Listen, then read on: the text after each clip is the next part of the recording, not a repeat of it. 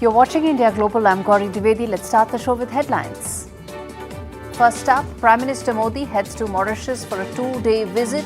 Prime Minister Modi will attend the National Day celebrations as the chief guest. The focus of this meeting and visit will be on maritime security, trade and capacity building.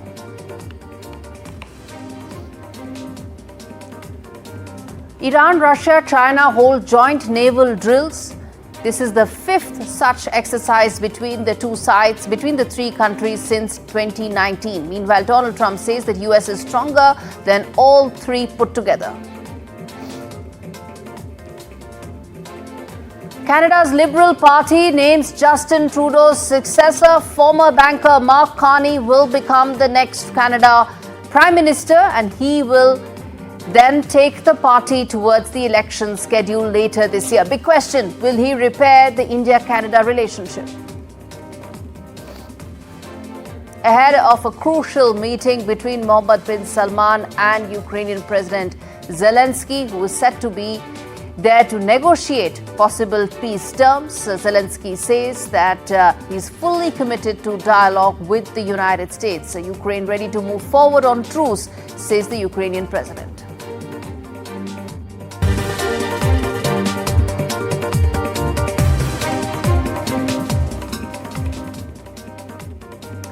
Prime Minister Modi is headed on a 2-day visit to Mauritius. Prime Minister Modi will grace the island nation's National Day celebrations as the chief guest on the 12th of March. Several pacts in areas of capacity building, trade and tackling cross-border financial crimes are likely to be signed during the trip that starts Tuesday.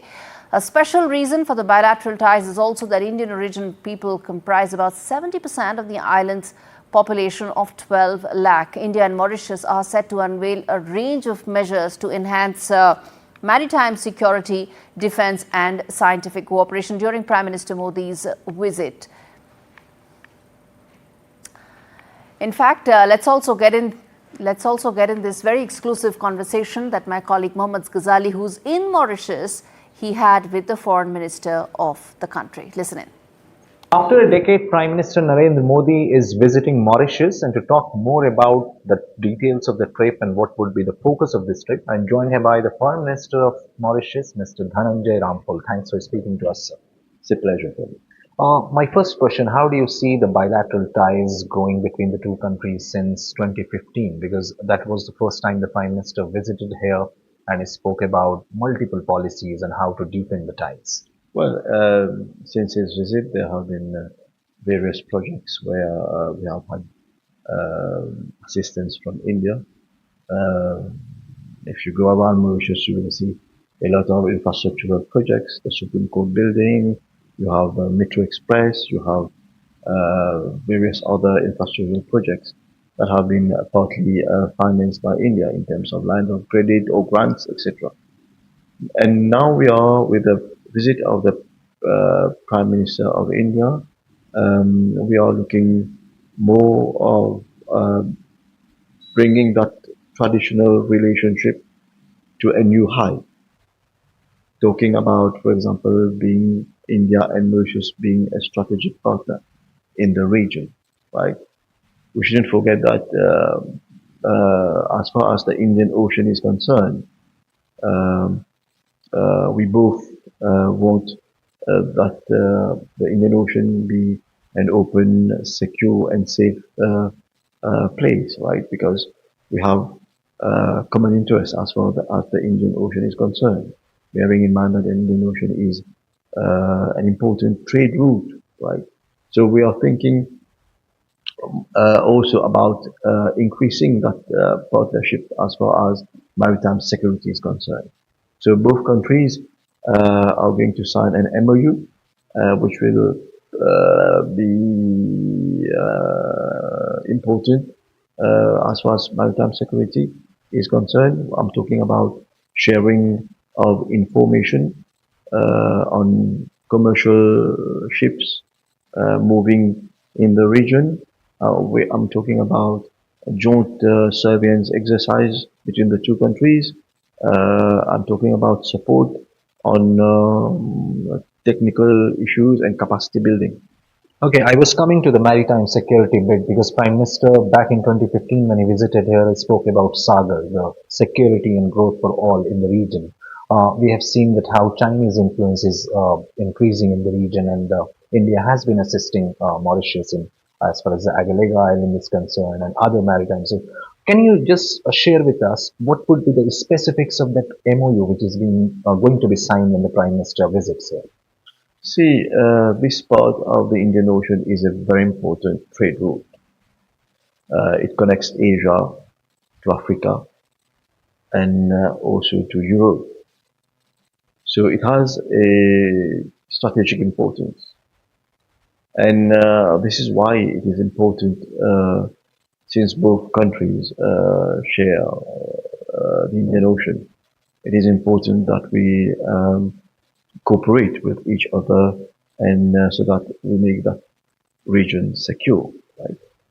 So this is where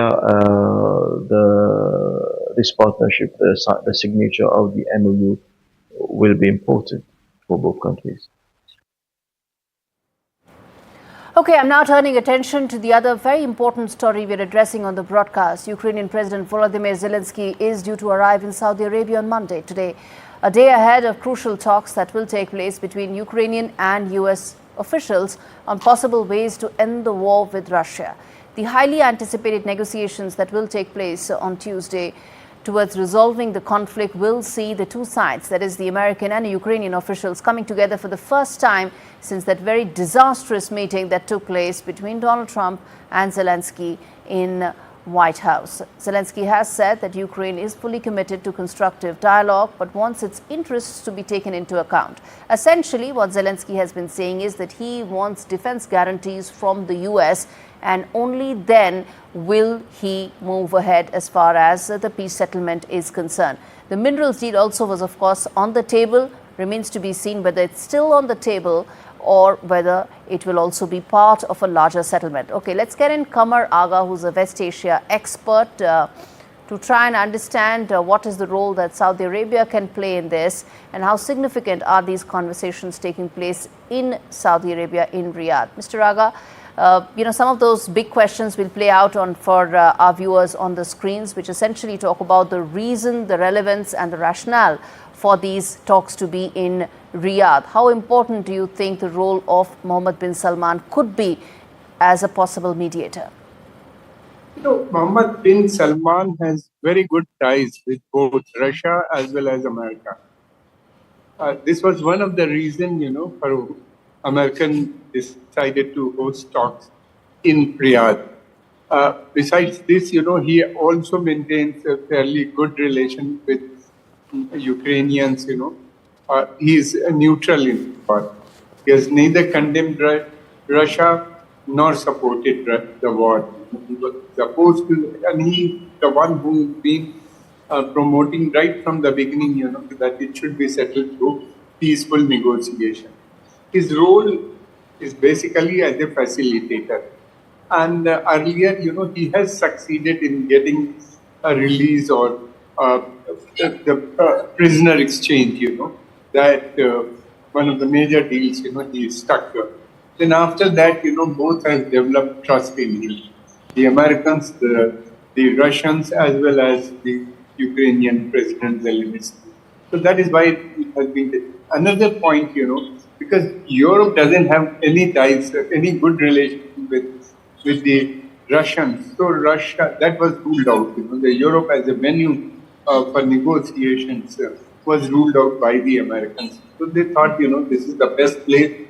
And then he has very good relations with both. And secondly, Russia, Saudi Arabia is the most trusted ally of the United States in this region. Okay. And are providing security, basically are the protector of Saudi Arabia. Mm-hmm. So these are the something, which encourages both the leaders of Saudi Arabia and sort of. So Saudi Arabia itself has a very dubious record when it comes to human rights. Hardly should be talking about human rights or possibly mediating wars, but this is more than that. How do you see this in terms of the delegations meeting once again after that disastrous meeting that took place between the leaders about 10 days back? You know, it's a serious issue, you know. It will take long to sort it out. Yes, Saudi Arabia doesn't believe, you know, has a problem with the human rights record. It was condemned by international community as well as by the Americans and UN Human Rights Commission. All was there. But, you know, it's also a very trusted ally of the United Nations and Western nation. It's basically a Western ally in that region. And Western countries have trust in Saudi leadership. So that is why one thing. And secondly, yes, it is up to the Russians and Zelensky.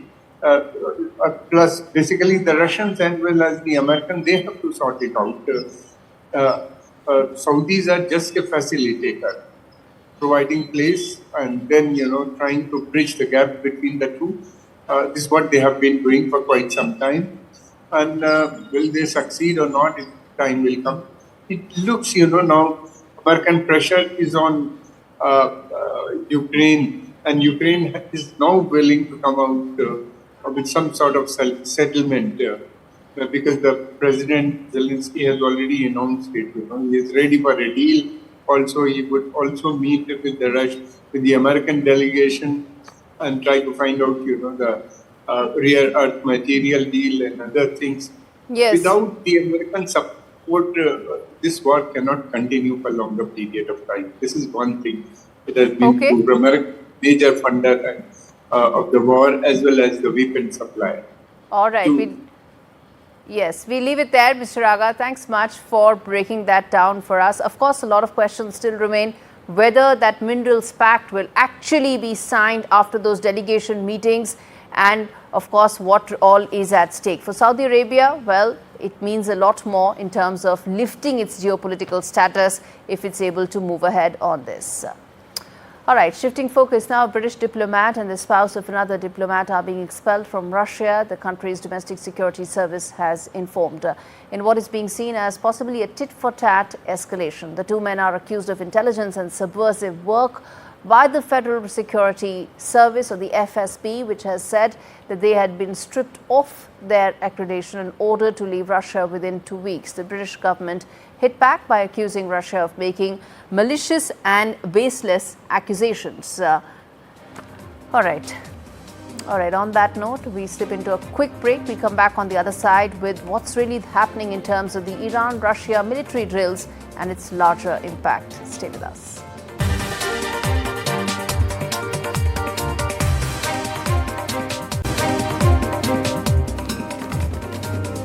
Okay, welcome back. This is India Global. We turn our attention now to the navies of Iran, Russia and China that are conducting military drills off the coast of Iran this week to strengthen their cooperation. The three countries, which share a common desire to counter what they characterize as an U.S. hegemony, have held similar exercises in the region in recent years. This is the fifth such exercise that is being held by the three countries. The joint naval drills are being held at Iran's Chabahar port. In response to these reactions, U.S. President Donald Trump declared that America is stronger than all three countries put together. Listen into what he said. We come back and talk more about its significance and, most importantly, timing. Russia, China, and Iran are doing military exercises together. Does that concern you? No, not at all. Not at all. Why not? Because we're stronger than all of them. We have more power than all of them. I rebuilt the military. Unfortunately, Biden did nothing with it, but I rebuilt the military. Okay, so this is happening also off the coast of Gulf of Oman. 25% of the world's sea traffic passes through this region, which is why it is so significant. And the big questions that we are asking is that these drills, what it means. Does it mean that amidst growing U.S. threat, Russia, China and Iran are growing even closer? Trump has claimed that U.S. is stronger, but is Washington really facing the pressure when it comes to these countries coming together? And what do these signal amidst closer Trump-Putin bonhomie? Remember, there are these mixed signals coming about whether Donald Trump has broken the ice, has a certain wavelength going with Putin or not. He put sanctions, but before that he also said he wants to reach out. So amidst all of that, how do these drills pan out and impact the region. Let's get in Mohammed, who's an independent researcher and political commentator, joining me live from Iran to talk more about this. So thank you so much for speaking to me on NDTV. My first question is, how do you see the significance of this drill and its larger impact? Hi, thanks for having me. These kinds of drills are not new for these three countries. Iran, Russia, and China have conducted similar drills since 2019, and these drills are aimed at boosting cooperation and boosting combat capabilities of these three countries. So this is not anything new, and it's not related to the rhetorical threats posed by Trump and his administration. So Trump, in his first term, tried his policy of maximum pressure on Iran, but since then, Iran has been able to join BRICS countries, and Iran has been able to join SCO, Shanghai Organization, and also Iran has been able to continue selling oil. U.S. had threatened. No, I understand that these exercises have been going on since 2019, but there are some things about optics and timing, right? I mean, this is happening at a time when there is so much being said in terms of Trump's equation with Putin, how Trump is trying to address the Iran issue, and how Trump is trying to take on China in a bigger way through tariffs. So Trump is trying to put her on by threatening to restrict Iranian oil, but this can't happen because Iran is able to sell its oil. If the pressure becomes real, Iran is able to put pressure on U.S. also by militarizing the Hormuz Strait, and this cooperation shows that this U.S. is not the only power to provide in the region, and these three countries are able to put pressure on U.S. by showing this, that they are also able to control areas and waterways. This is not just the U.S. Trump, by pressuring his allies, is becoming, the Westerners are becoming divided, and the U.S. is pressuring its allies, NATO allies, but on the other side, Iran, Russia, and China are boosting cooperation, and this shows that. Yeah. All right, we leave it there, sir. There's a bit of an issue with the signal, but I'm going to come back and talk on this, given how important this issue is. Shifting focus, well, to another story and another country, and which is also understanding the pressure that Donald Trump's administration is putting on it, which is Greenland. The Greenlanders will brave the harsh ice and snow to participate in an election on Tuesday that could shape the island's future like never before. As I said, Donald Trump's repeated threats have been coming in to purchase Greenland. Voters in the self-ruling Danish territory will select 31 members of its legislature as part of the regular 4-year cycle. However, this election holds exceptional significance with the island's global position at stake, ranging from its relationship with Denmark to the possibility of pursuing independence or even forging stronger ties with global countries like the U.S. and, of course, Europe.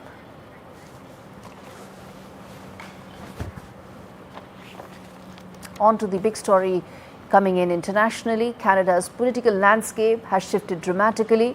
Mark Carney has now taken the reins. He has succeeded Justin Trudeau as the next Prime Minister of Canada. Of course, this is still the time elections are held in Canada, but he will lead the Liberal Party into the election cycle. He steps into power. The cloud of the Khalistani issue looms large. Khalistan was an issue that actually completely destroyed the India-Canada relationship under Justin Trudeau. It hit an all-time low.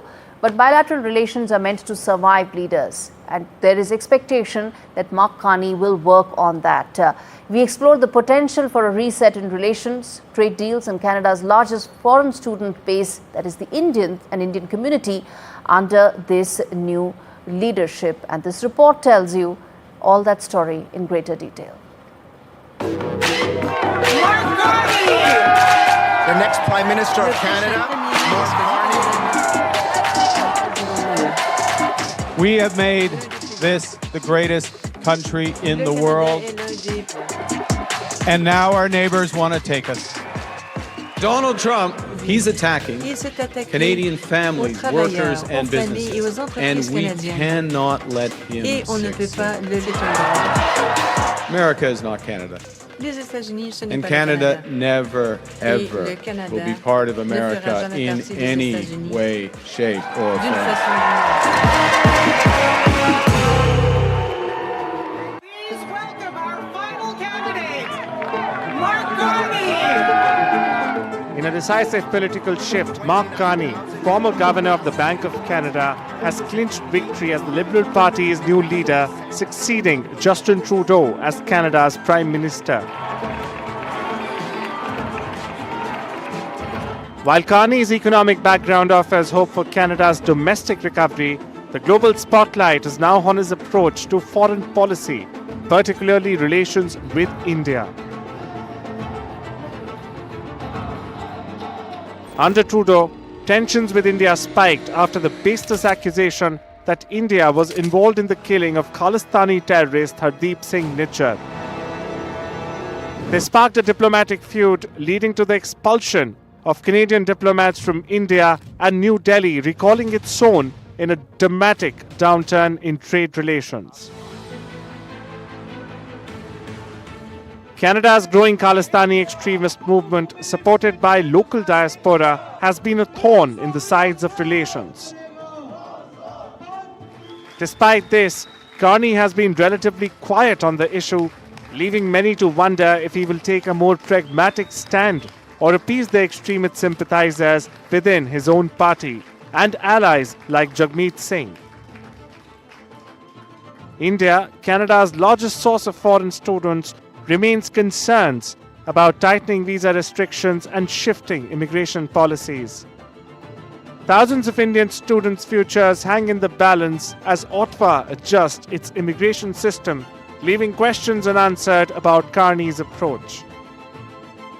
However, Carney's expertise in economics could very well pave the way for rebuilding stalled trade negotiations with India. Both nations are eyeing a cooperative future, with Carney's leadership offering a potential avenue for smoother trade and investment exchanges. As Mike Carney navigates these challenging waters, the world is watching closely. Can he balance domestic pressures while repairing relations with New Delhi? With that, it's a wrap on this edition of India Global. But on the other side of this break is a very special show where we focus on what does the leadership change in Canada mean for India. Stay with us.